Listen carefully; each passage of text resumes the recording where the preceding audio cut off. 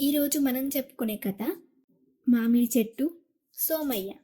లక్ష్మీపురం అనే గ్రామంలో సోమయ్య, మంగమ్మ అనే దంపతులు ఉండేవారు.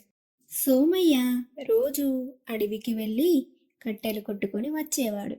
మంగమ్మ ఇంటి పనులు చేసుకుంటూ ఉండేది. సోమవారం జరిగే సంతలో కట్టెలు అమ్ముకొని వచ్చేవాడు సోమయ్య. ఇంకా ఎన్ని రోజులండి మనం కట్టెలు అమ్ముకొని పేదరికంలోనే ఉందామా?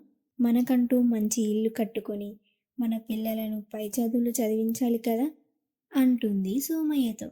అప్పుడు సోమయ్య బాధతో కట్టెలు కొట్టడానికి అడవికి వెళ్తాడు. సోమయ్య చెట్టును నరకబోతుండగా ఒక మామిడి చెట్టు ఆగు సోమయ్య అంటుంది. ఇలా చెట్లు నరుక్కుంటూ పోతే కొన్ని రోజులకే అడవి అంతరించిపోతుంది. ఇలా చెట్లు నరకడం వల్ల నీకు వచ్చే లాభం ఏమీ ఉండదు.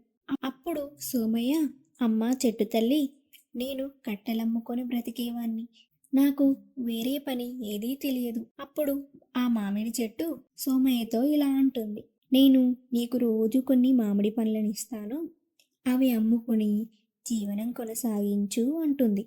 అలాగే తల్లి అంటూ మామిడి చెట్టుకు నమస్కరిస్తాడు. అప్పుడు సోమయ్యకు బుట్ట నిండా మామిడి పళ్ళనిస్తుంది. ఆ మామిడి పళ్ళను తీసుకొని సోమయ్య ఇంటికి వెళ్తాడు.